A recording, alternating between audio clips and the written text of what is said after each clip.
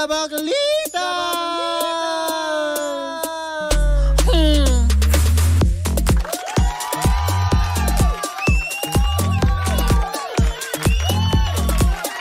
Ako'y nagbabalik sa iyong piling. Habang ang aking buhok ay talaga naman walang kasing gulo, nakakaloka.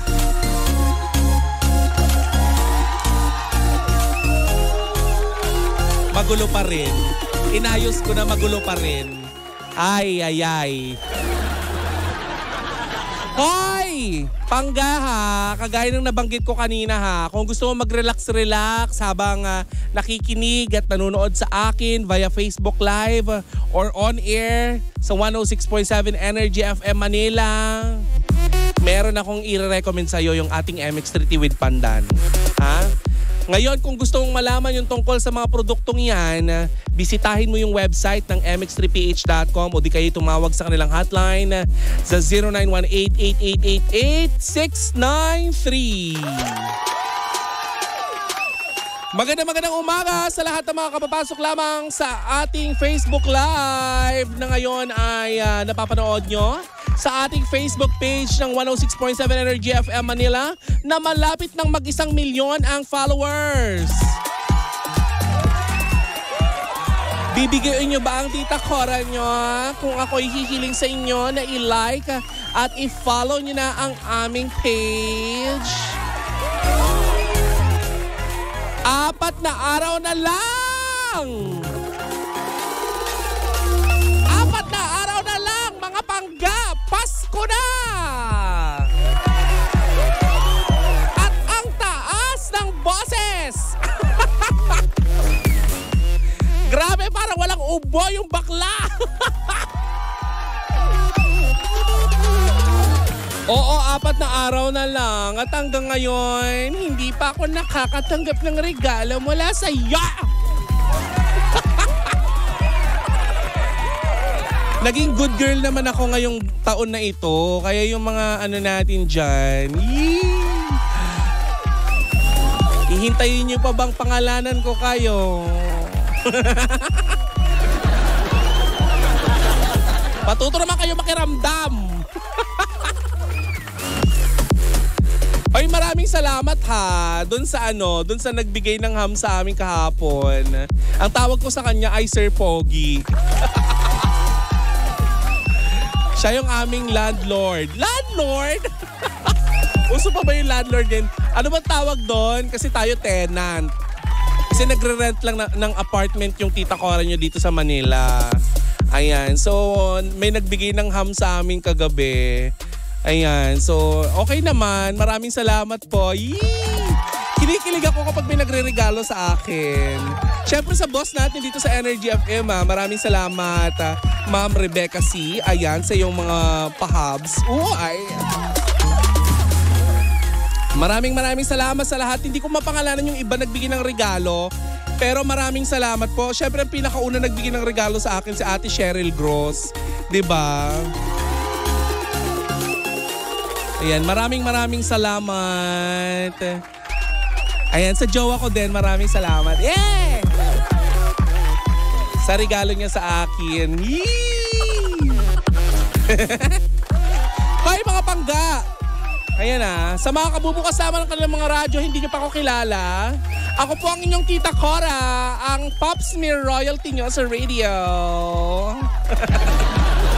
Pop Smear. Diba kasi may Popstar royalty na, so ako naman ang Pop Smear royalty nyo. Ang katangay-tanging Pop Smear royalty na ayaw pag-usapan ng tungkol sa kamatrisan.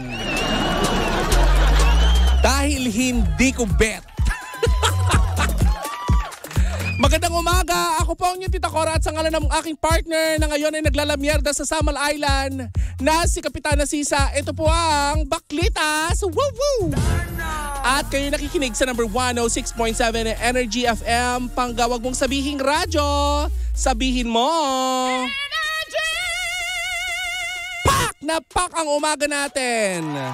Ayan, magandang umaga sa lahat ng ating mga kababayan sa ibayong dagat. Ayan, na nagpapakahirap para maibangon ang kabuhayan ng kanilang mga pamilya.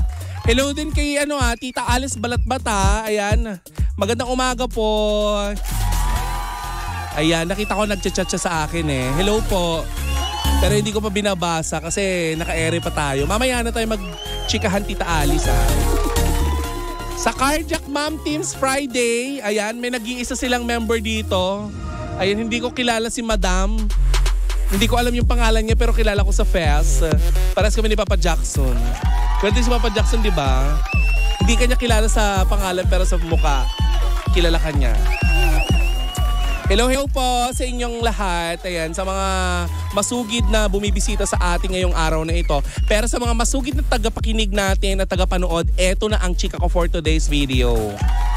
Makinig ka maigi at kumapit ka sa iyong kinauupuan dahil ikakawindang mo ang chika na to na kumalat naman kahapon.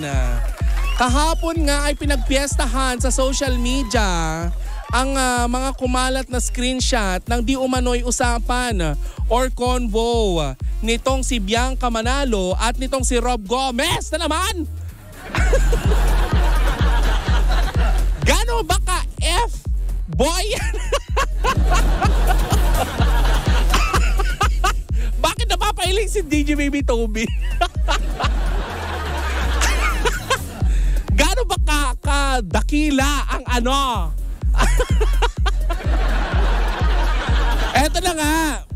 Isang malaking pasabog para sa mga netizen ang nag-leak na screenshot ng usapan ng aktor na si Rob Gomez at ang kanyang co-star na si Bianca Manalo. Ayan, based sa kumakalat na screenshot ay palihim na nagkikita ang dalawang kapuso star. Bakit naman ganon? Pero ang nakakaloka dito alam naman natin 'di ba na taken itong si Bianca Manalo. Taken din naman itong si Rob Gomez, 'di ba? So parehas silang in a relationship pero doon sa kanilang mga sa kumakalat na resibo, may pagchika doon na na magkikita sila, na kesyo nakakaloka nito Etong si Bianca Manalo ay in a relationship with Senator Win Gatchalian. Nakakaloka. Nakakaladkad ang pangalan ng senador sa mga ganito.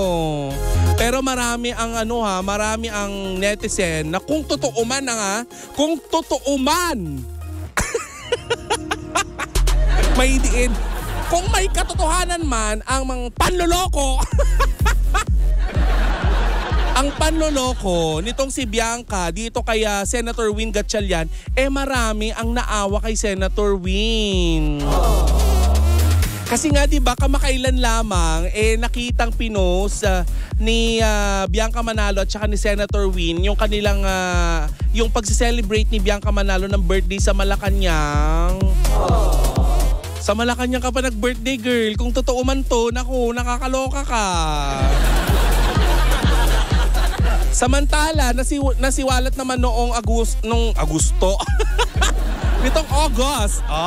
Safe. Hindi Agosto.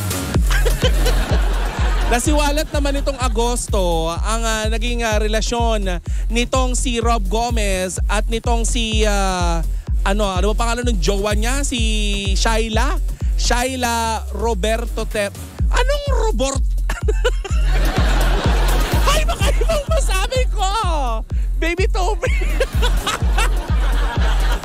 So, itong si Shaila Rebortera. Baka ibang baka ibang robo. So yan nga, nasiwalat itong Agosto yung pagkakaroon nila ng relasyon dahil doon sa sa naging interview nitong si Rob Gomez sa Fast Talk ni Tito Boy. Kasi nung natanong siya kung meron siyang karelasyon ngayong mga panahon na ito, nung mga panahon na yon, ang sabi niya ay wala, single daw siya. Napaka F-boy. Pero i-deny mo yung karelasyon mo, may anak ka doon. Huy, ano to? Kung totoo man pero hindi natin ginajudge si Rob kasi hindi pa naman ito umaamin sa mga kumakalat na mga ganyan, 'di ba? Alam mo naman sa panahon ngayon, madali lang naman i-edit ang mga lahat. Imikos-mikos. 'Di ba? Malay nyo naman kaya hindi nagtutugma, parang puzzle kasi, di ba, Baby Toby? Parang hindi naman magkakatugma yung mga yung mga chika. Pero malay nyo naman minikos-mikos or di ba? Let's give the benefit of the benefit. Basta may benefit. Friends with benefit. Charing. Hoy, eto na nga. So yun na nga, idinay nitong si Rob, pero agad naman itong nag-post ng paghingi ng tawad dito sa kanyang karelasyon na si Shaila Rebortera. Oh, hindi na ako magkakamali diba? Baka ibang... Uy! So yon. Sa mga hindi nakakaalam, itong si Shaila ay ang Miss Multinational Philippines 2021. May titulo, ma'am. Di ba? Pero last August din kumalat din yung di ba, yung mga picture na marami siyang pasa. Na kesyo daw binugi wonderland daw siya nitong si Rob. Ay nako. Nakakalungkot 'yan. Pero hanggang ngayon, Mare, ay hindi pa rin nagbibigay ng pahayag itong si Bianca Manalo tungkol dito sa mga issue na ito na kumakalat. Bagkos ay ipinakita nga nito ang kanyang ang happiness na ng kanilang trip ngayon, 'di ba? Dahil itong actress ay namamasyal ngayon diyan sa Tokyo, Japan. Hindi siya affected, B. Kasi mali naman natin kung edited lang yan, di ba? Ako din, di ko nga sure kung totoo ba yan. Pero kung totoo yan, nagigigil ako. Maraming mga netizen na nanggigigil Nakaligtas na naman sa mga mata ng netizen tong si Andrea Brillantes. Sabi, tabi ka muna Andrea, kay muna tayo, kay Bianca Manalo at saka kay Herlin Budol. Pero at least ang napatunayan natin dito, happy naman tayo kasi tao nang kinakain ng hipon.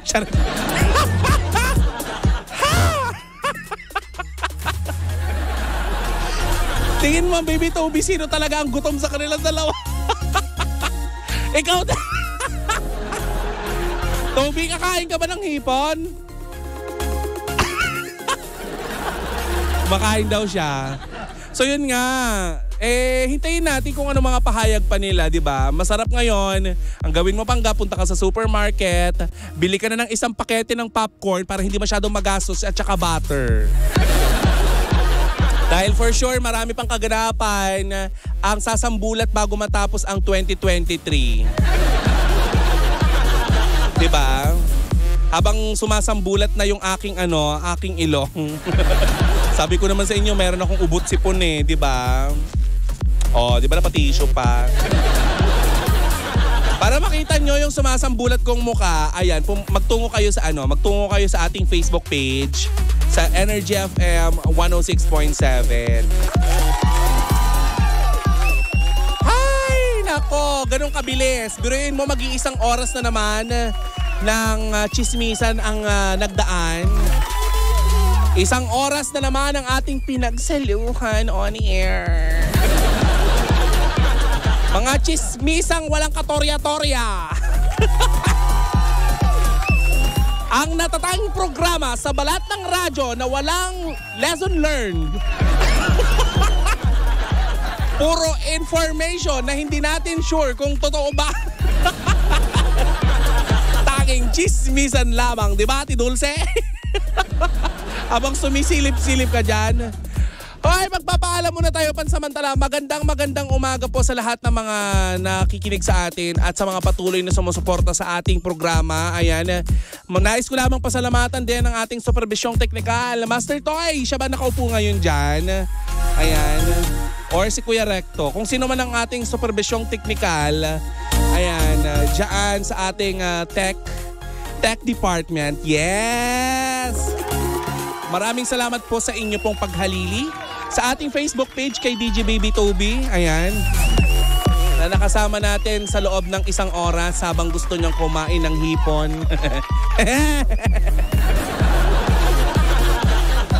Maraming salamat Pangga at bukas magkita-kita tayo dito pa rin sa Baklitas. Woo!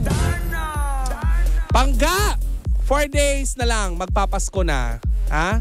Kaya ituloy-tuloy natin ang tugtugan dito pa rin sa number 1 o 6.7 Energy FM. Pangga, wag mong sabihin radyo, sabihin mo Energy! Susunod na ang Sincerely Kara!